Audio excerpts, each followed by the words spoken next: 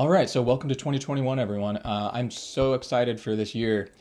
Now, whenever I start a new year, I try to get organized. I think that's really important. And by organized, I mean literally organized. So when I woke up on New Year's Day, I made some black tea. I sat down at my computer and checked my email, and then I opened up my desk drawer and saw that it was a disaster. So this is basically the first thing I did in 2021.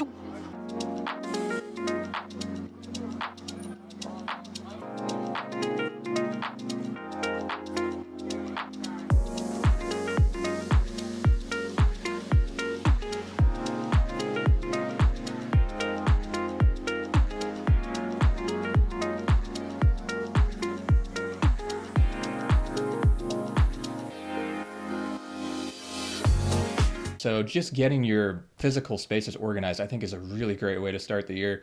Really gets me motivated. I feel great. I feel like I've already accomplished something. So then once I've done that, then I can start thinking about, all the New Year's resolutions and strategies and goals and things you actually want to accomplish in the year.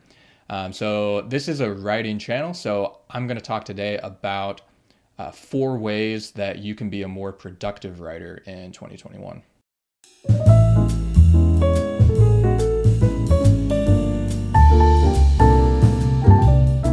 All right, so number one is consistency. So when you're writing, there's two general ways to go about it.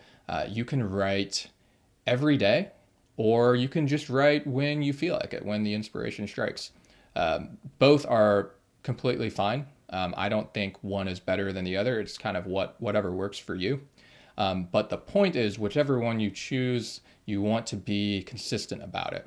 So let's say that you are someone who writes every day. What you want to do is try to cultivate the habit of writing every day. Now, if you're doing that, not every day is going to be a great writing day.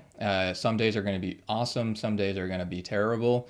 But the point is that you just get into that habit, that groove, and you're not thinking so much about quality as you are about output. You want to find consistency in 2 ways. You want to find it in the pattern itself, where you're actually doing it every day, but also consistency in your mindset, where you understand that not every day is going to be great and that there's going to be days where you're just writing crap, and that's okay. Now, let's say you're someone who only writes when they feel like it, when inspiration strikes.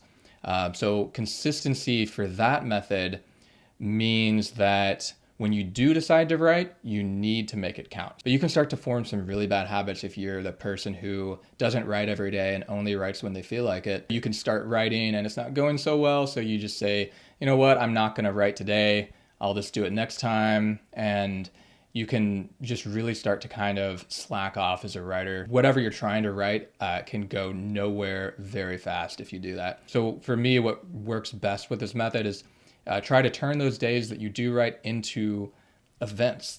If you say you write at a computer, think of your desk as a destination, a place to visit, and you're just going to go and spend some time there. Do whatever you need to do. I mean, some people have these whole rituals when they write, whatever sort of drink you like to have, whatever sort of, sweater you like to wear, anything that works for you, get weird with it, get funky, but just make sure that you're putting in a really dense quality writing session if you're not going to write every day. Because if you don't do that, it's really easy for whatever project you're working on to just fizzle out really fast. So number 2 is perspective. Now, perspective can mean all sorts of things when you're writing. I could talk for hours about all the different perspectives to have on writing, and obviously I don't have time to do that. So I'm just going to pick one, and that is to understand that writing is a form of thinking. And not only is it a form of thinking, but I personally tend to do my best thinking when I'm writing. So what does this actually mean for being a more productive writer in 2021? Well, it's kind of weird, but let's just think about it this way. We never stop thinking.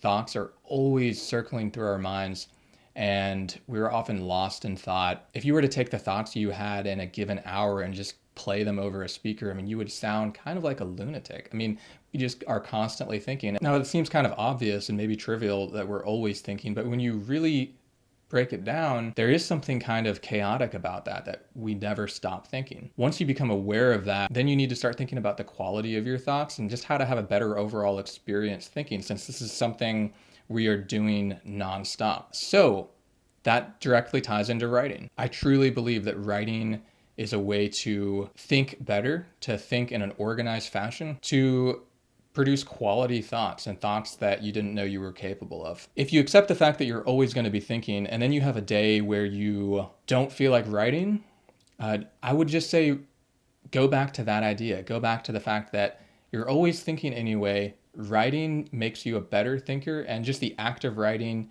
is thinking, and it's quality thinking. And if you tell yourself that, then that resistance that you're feeling to writing will kind of go away. And number three, this one's a little more practical. It's having a standing desk. So I remember I first saw someone using a standing desk, I think in 2012. I was in college and I saw someone using one, and it was kind of strange to see. I was like, I've never seen someone working at their computer while standing up for prolonged periods of time. But now in 2021, they're everywhere. Companies are using them. People are getting them for their home offices. It's just obvious that a standing desk is hugely beneficial for your physical health and mental health. Now, this point mainly applies if you have a job like I do, where you are at a desk all day looking at a computer. You definitely want to alternate between sitting and standing. It really makes a huge difference. Your back is going to feel way better. Your brain is going to feel way better at the end of the day as well. So I would say use the standing desk as much as possible while you're working, if you happen to have a standing desk. Then when you sit down to write at the end of the day, it'll be much easier to actually sit down. Because if you are sitting all day, then at the end of the day, when you sit down to write, it's not going to feel good. You're not going to feel like sitting down to write as much, because your body's been doing that for hours already. For those not working on their feet all day, standing desks are a game changer. All right, so my fourth and final point is to just be honest. I think writers oftentimes have this sort of image of the writer they want to be, and that doesn't always mesh with the writer they actually are. So you really want to be honest and step back and take a look at really who you are as a writer, and don't go with the writer that you want to be or you envision yourself being. Let's say that you fantasize about writing, legal thrillers, and that's just all you want to do. But it turns out you're really not that great at it, and you're actually way better at writing romance novels.